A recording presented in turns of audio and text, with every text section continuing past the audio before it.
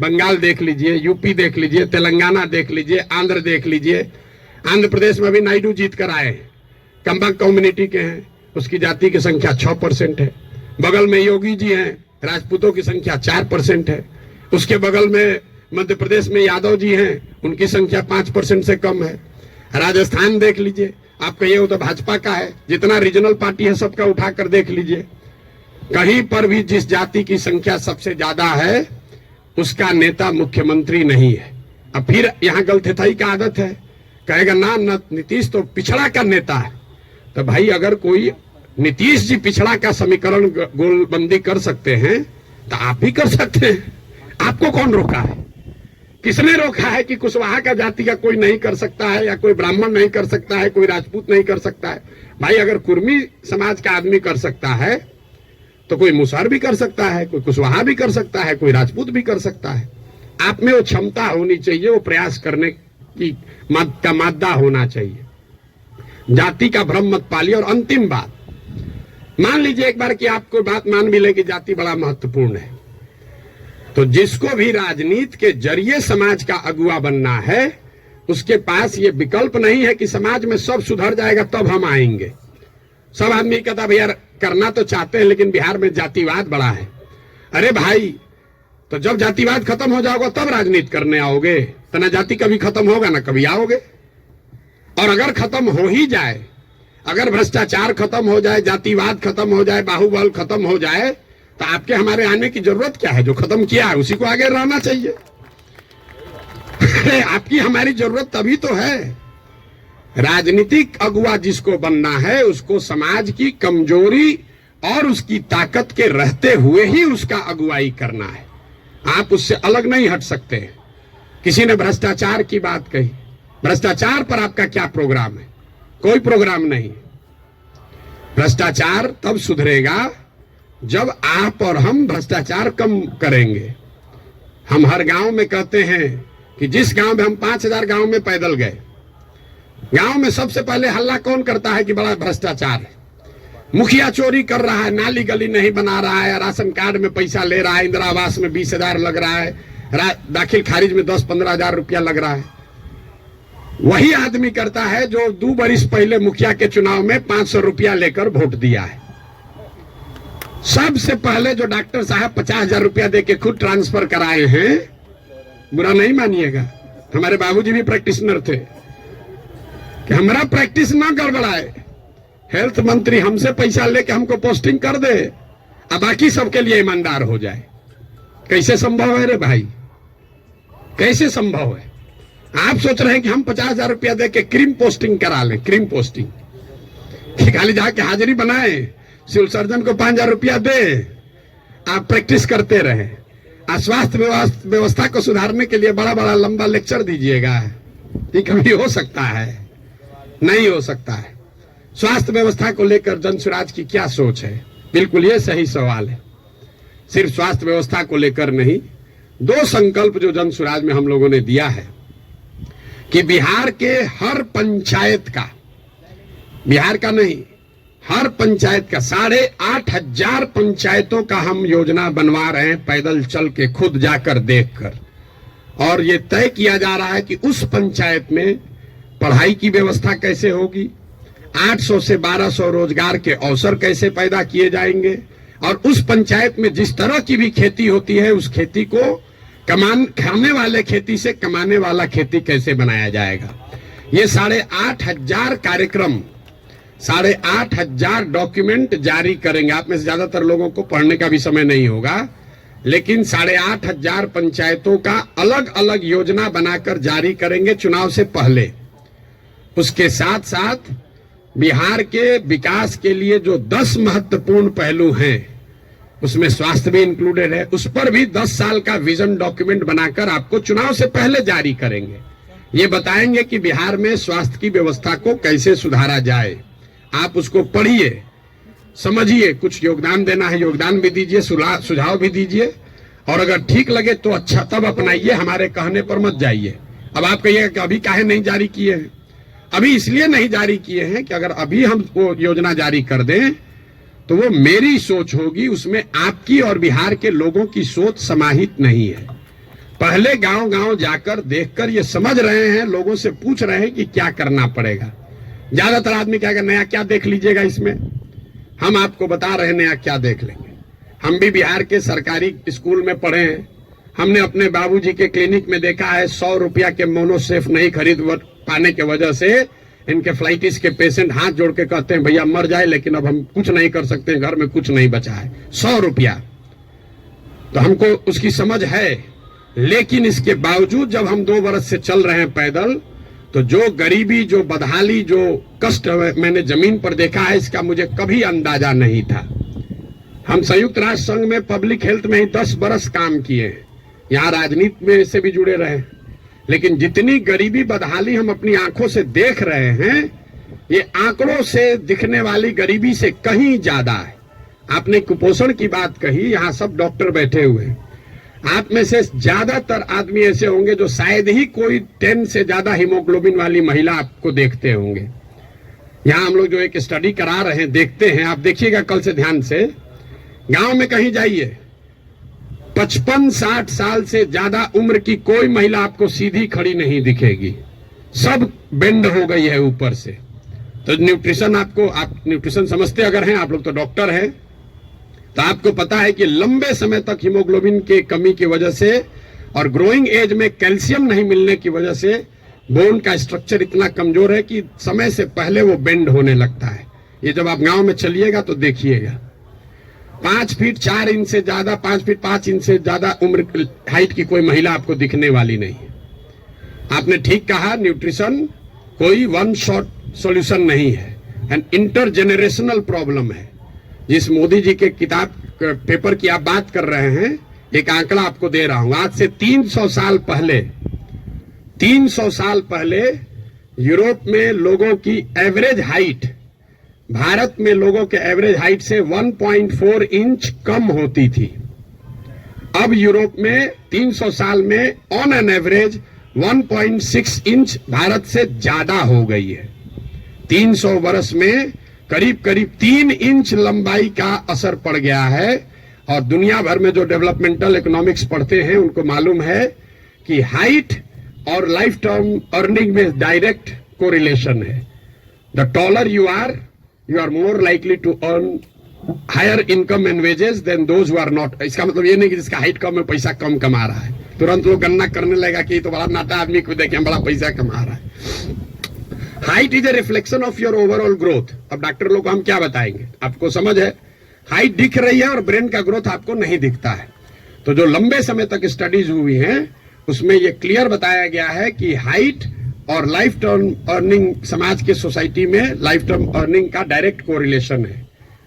तो बिहार में ये परेशानी है, एक झटके में मेरे भाई साहब वो खत्म नहीं हो सकता है। यहां किसी ने पर कैपिटा इनकम की बात की, बिहार में पर कैपिटा इनकम है 35,000 रुपया। देश में प्रति व्यक्ति आय है करीब करीब 1,34,000। बिहार का प्रति व्यक्ति आय है 35,000 रुपया सालाना। उसमें अगर पटना और बेगूसराय को हटा दीजिएगा तो ये प्रति व्यक्ति आय घट के हो जाएगा 22,000 रुपया। 22,000 को जरा 365 से डिवाइड कर दीजिए, देखिए कि दिन में कितना हुआ। 100 में 80 आदमी यहां दिन में 100 रुपया भी नहीं कमा रहा है। आप किस न्यूट्रिशन की बात करेंगे। मुझे एक लड़का मिला, उसको हम लोग कैंप में शाम में खाना खिलाते हैं, जो लड़के आते हैं, बहुत ज्यादा खा रहा था। तो उसको ऐसे बुला के पूछे, बेटा ये इतना रोज खाते हो? बोला सर आज तक जीवन में ऐसा हुआ ही नहीं कि हम खाना खत्म कर लिए और तसली में अभी चावल बाकी है। आज तक ऐसा जीवन में नहीं हुआ कि हमारा पेट भर गया हो और चावल अभी तसली में बाकी है। जो जितना खाना है उसी से पेट भरना है। आप न्यूट्रिशन की क्या बात करेंगे। इन बातों की चर्चा आपने ठीक कहा जनसुराज में नहीं करते। क्या करें, उसको जो सीधी बात बता रहे हैं कि 100 रुपया नहीं कमा रहे हो ये समझे में नहीं आ रहा है, तो उसको कैल्शियम और हेमोग्लोबिन का कमी बताएंगे तो उसको बुझाएगा। हमको उसको उस भाषा में समझाना है जो उसको समझ में आए। आप बहुत बड़े ज्ञानी हैं, आप व्यवस्था को सुधारना चाहते हैं, सुधारिएगा तब ना जब व्यवस्था में आइएगा। तो व्यवस्था में आने के लिए आपको उस भाषा का, उस विषय का, उस तरीके का इस्तेमाल करना है ताकि आप व्यवस्था में चुनकर आए, तभी तो ये बनेगी बात। किसी ने कहा आम आदमी पार्टी की तुलना, आपको एक पैसे भी समझ नहीं है कि जन सुराज क्या है और आम आदमी पार्टी क्या है। आम आदमी पार्टी आंदोलन से निकली हुई एक पॉलिटिकल व्यवस्था है और जन सुराज में प्रशांत किशोर का, जन सुराज का आंदोलनों में कोई यकीन नहीं है। हम रोज ये बात कम से कम 100 दफे कह चुके हैं। जन सुराज आंदोलन नहीं है, इसको जेपी के आंदोलन से कंपेयर मत कीजिए और इसको आम आदमी पार्टी के आंदोलन से कंपेयर मत कीजिए, क्योंकि आंदोलन है ही नहीं। क्यों नहीं है? हमको लोग आगे कहता है भैया आंदोलन कीजिए उससे बिहार सुधरेगा। मेरा आंदोलनों में कोई यकीन नहीं है, क्योंकि मानव सभ्यता का इतिहास आपको बताता है, पूरे दुनिया का, बिहार का, भारत का नहीं, पूरे दुनिया का मानव सभ्यता का इतिहास ये आपको बताएगा कि आज तक किसी भी आंदोलन से, फ्रांस की क्रांति को अगर आप अपवाद के तौर पर हटा दीजिए तो किसी भी रेवोल्यूशन से, आंदोलन से कभी समाज का भला नहीं हुआ है। आंदोलन और रेवोल्यूशन जो है वो किसी को सत्ता से हटा सकता है। वो तेज हथियार है जिससे आप बड़े से बड़े वृक्ष को काट सकते हैं, उससे आप नए समाज का निर्माण नहीं कर सकते। भाई साहब खड़ा होकर जेपी का आंदोलन का एक उदाहरण दे रहे थे। मेरे भाई, जेपी का आंदोलन कहां कहा गया है? आप तो जेपी के आंदोलन में शायद जुड़े हुए, आपने दावा किया। जेपी के आंदोलन में कहां कहा गया है कि बिहार को सुधारा जाएगा?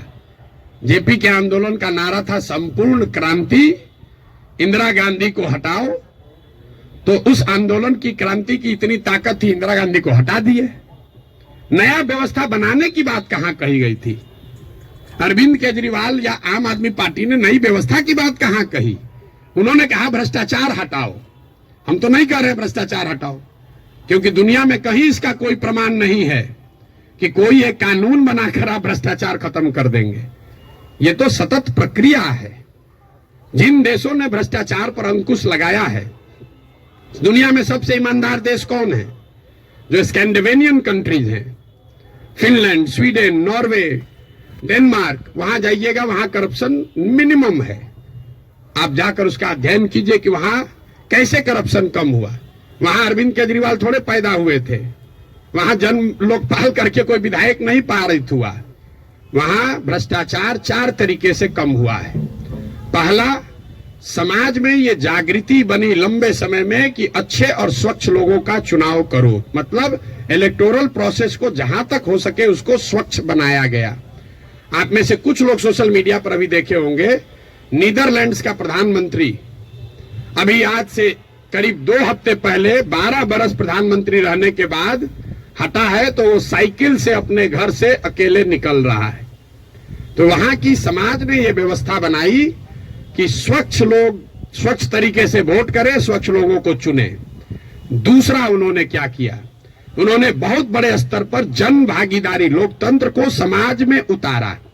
सिर्फ सरकार चुनने की व्यवस्था को लोकतंत्र नहीं बनाया, जो सरकार के नीतिगत फैसले हैं उसमें समाज की भागीदारी करी। और चौथा, बहुत बड़े स्तर पर टेक्नोलॉजी का इस्तेमाल हुआ है। आप लोग जितने लोग आए हैं, ज्यादातर लोग नल जल योजना के बारे में सुने समझे होंगे, बहुत यहाँ ब्यूरोक्रेट लोग भी बैठे हुए हैं। नल जल योजना में अभी तक सरकार यही चक्कर में बहस में पड़ी है कि वहां चल रहा है कि नहीं चल रहा है। 25,000 करोड़ रुपया खर्चा हो गया। उसी सरकार में स्मार्ट मीटर लगाकर लोगों को यह पता है कि बिजली कितना कंज्यूम हो रहा है, लेकिन नल जल में अगर स्मार्ट मीटर लगाया होता तो कम से कम इतना तो पता चलता कि वहां पानी चल रहा है कि नहीं चल रहा है। 25,000 करोड़ रुपया खर्चा कर दिया, लेकिन पानी को निकलने, मापने, उस पर बिल करने का कोई टेक्नोलॉजिकल सॉल्यूशन नहीं ढूंढा। तो ये 4 चीजें जो हैं उसको करके भ्रष्टाचार पर अंकुश लगाया जा सकता है। लोकतांत्रिक व्यवस्था को जहां तक हो सके उसको भ्रष्ट लोग और भ्रष्ट पैसे से बचाया जाए। दूसरा, जनता को नीतिगत मामलों में शामिल किया जाए। तीसरा, उनको भागीदार बनाया जाए, सरकारी सत्ता और संसाधन का विकेंद्रीकरण हो। और चौथा, बड़े पैमाने पर टेक्नोलॉजी का प्रयोग हो। अगर ये चारों का इस्तेमाल करेंगे तो भ्रष्टाचार पर अंकुश लगाया जा सकता है। खत्म ना हो सकता है, ना होने का हम दावा कर रहे हैं। तो वो सब बात मत कहिए कि हम आप कैसे खत्म कीजिएगा, हम ना खत्म करेंगे, हमारे बस का ही नहीं, हमारे कैसे खत्म हो जाएगा। सीओ साहब का 40 लाख रुपया लेके पोस्टिंग कीजिएगा, सीओ पैसा नहीं लेगा, दाखिल खारिज में, ऐसा संभव है। 40 लाख रुपया लेकर अगर सीओ से को आप पोस्टिंग कीजिएगा, थाना दीजिएगा, अगर किसी थानेदार को 20 लाख रुपया लेके, तो पैसा कैसे नहीं लेगा? लेगा ही लेगा। अब आपका एक और सवाल लोगों का जो रहता है, भैया इस पर कैसे भरोसा करें? भाई बिल्कुल मत भरोसा करो। जो पहले से आपको ठग रहा है, आप लोग डॉक्टर हैं, जो दवा पहले से फेल है उसको इस्तेमाल करना चाहते हो, लेकिन ट्रायल मेडिसिन कैसे, मेडिसिन का ट्रायल कैसे होता है?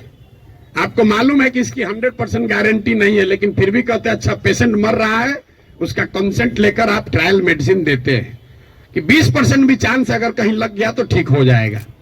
आप जनसुराज को वही ट्रायल मेडिसिन ही समझ लीजिए। पहले वाला तो पहले से एक्सपायर है। बताइए यहाँ के लोगों के बुद्धिमत्ता का जरा आलम देखिए। जो पहले से एक्सपायर मेडिसिन है उसको देने के लिए तैयार है, लेकिन ट्रायल मेडिसिन में शायद संभावना है 10% ठीक हो जाए, हम 10% कह रहे हैं, तो उस पर आप दाव नहीं लगाना चाहते। पहले से एक्सपायर मेडिसिन को कह रहे इसी को दो। भाई किसको कंपेयर कर रहे हैं आप? अगर दो यहाँ नई व्यवस्था बन रही हो तो जरूर आपका वैलिड सवाल है कि भाई आम आदमी पार्टी को दे कि जनसुराज को दे। लेकिन जब पहले से तीनों एक्सपायरी मेडिसिन है, उसके सामने कुछ भी नया हो रहा है, तो आपको तो कहना चाहिए नहीं, चलो एक बार ट्राई करके तो देखते हैं। यहाँ तो 30 वर्ष से खत्म ही हो रहा है। मेरा आपसे इतना ही अनुरोध है, आग्रह है। आपने ड्राइंग रूम में रहकर बहुत बात कर ली, अपने चैम्बर में रहकर बहुत बात कर लिया। आप समाज की चिंता करने वाले लोग हैं, लेकिन इसी अव्यवस्थित समाज से आपने अपने और अपने परिवार के लिए कुछ कर लिया है। अब ये समय है कि थोड़ा ही सही कुछ न कुछ अपने इस मिट्टी के लिए, अपने समाज के लिए वापस कीजिए। प्रशांत किशोर पर भरोसा मत कीजिए। हम करें, आप करें, हमारे बच्चे करें, आज हो या 20 वर्ष के बाद हो, करना तो किसी न किसी बिहार के आदमी को ही पड़ेगा। ये बात आप गांठ बांध लीजिए। कोई तमिलनाडु से आकर बिहार की व्यवस्था सुधारने वाला नहीं है। और डॉक्टरों का और बुद्धिजीवियों के लिए अंतिम बात, आपका सबसे बड़ा स्टेक है। कई बार पैसे वाले बुद्धिजीवियों को लगता है हम तो बचे हुए हैं इससे, हमारा लड़का तो बंगलोर सेटल हो गया। मेरे भाई आपका दुर्दशा सबसे ज्यादा है। जो गरीब है उसका बच्चा तो फिर भी छठ उठ में आ जा रहा है, ट्रेन में धक्का खा के भी। आपका बच्चा कहता है ना कहां जाएंगे छठ में, वहां ठीक नहीं लगता है। जो गरीब है वो बूढ़ा होगा, वापस अपने घर में आएगा, क्योंकि उसको बॉम्बे बेंगलोर रहने का साधन नहीं है। लेकिन आपके बच्चे जिसके लिए आप अभी 18 घंटा काम कर रहे हैं, जैसे हमारे बाबूजी किए, आपके बच्चे बिहार वापस लौट कर आने वाले नहीं है। अगर जहाज डूबेगा तो उसमें बैठा हुआ हर व्यक्ति डूबेगा।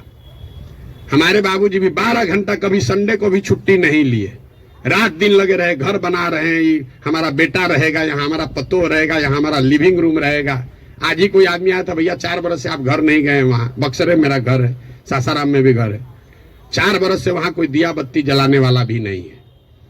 और हम तो 4 बरस से छोड़े, हमारा लड़का अगले 40 बरस नहीं आएगा, चाहे हम में जितना। ये देखिए जिसका घर है, इनके बच्चे यहाँ नहीं है। इतना बड़ा बनाए हैं पटना में, इससे बड़ी प्रॉपर्टी पटना में नहीं होगी प्राइवेट।